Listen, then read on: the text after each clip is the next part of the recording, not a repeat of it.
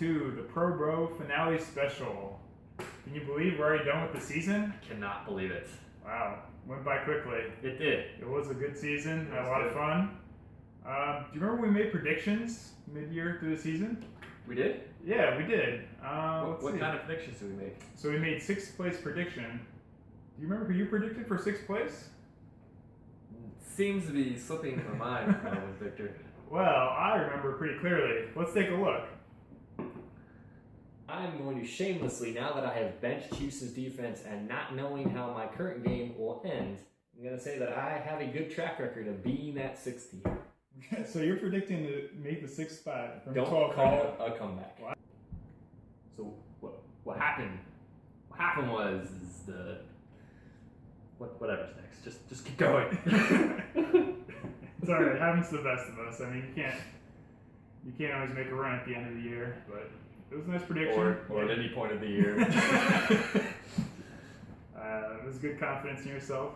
You know. Well, let's bring on the winner of the league, Mandy. Yes. From worst to first. Yeah, he started off slow. We had him as our one of our top 3 contenders in the mid-season review. We did. I remember that prediction. Yeah.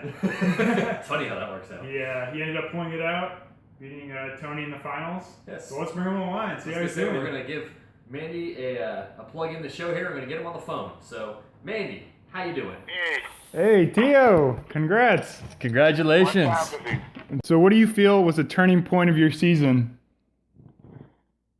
When I was 4-4 and I picked up Freeman, that did it for me. Yeah. Okay. Yeah. Freeman was really good this year. That was a good I pickup. was 4-4, wondering if I'm even going to make the playoffs. And then I saw Freeman on the waiver wire, and I picked him up, and that was it. It was easy street after that. Yeah. There you go. So I guess even with having Freeman on your team, which team did you consider to be your greatest threat? Tony. Yeah. Yeah. Yeah, Tony all the time. That motherfucker. He picked well. He did. Yeah. Tony had a good team. Julian had a pretty strong team too. Yeah, losing Le'Veon Bell hurt him a lot. Julian, he had a pretty strong team too. Julian, but man, Julian couldn't do it again. Yeah, and I think he won the last 2. So. Yeah, right. Yeah, so I'm glad you ended his streak because we couldn't have him win 3 in a row. No, it'd be ridiculous. That's right. Yeah. So this is, Anybody but Julian. That was my thought. So this is the 12th season of Pro Bro. What do you feel your legacy is in Pro Bro now that you've won again? I'm still the same old asshole. I just play it for the better and, hope to win, man. That's it. Okay, yeah. How do you plan on celebrating this title? I'm going to go get drunk. Solid. That's right, shorty boy. Not going to Disney World or anything? Yeah, Disney World, my ass. I'm going to see if I can get myself a couple of holes on the side. Okay. Oh, that's perfect. All right. Is there anything else you'd like to share with the rest of the league? Yeah. Get ready for next year because I'm coming with more no Vaseline.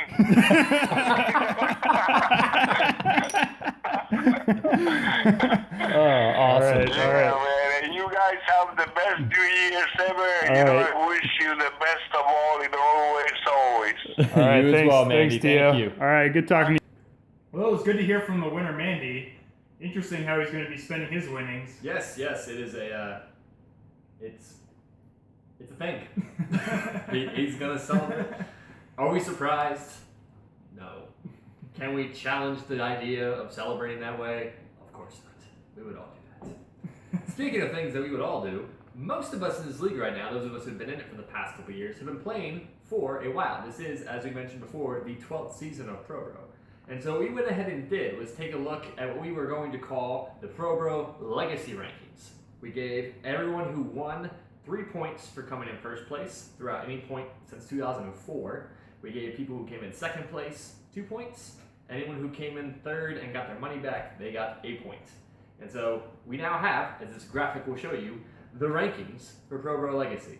As you can see, Aaron is holding down the first spot despite coming in 11th this year. Everybody has a down year. I know all about that.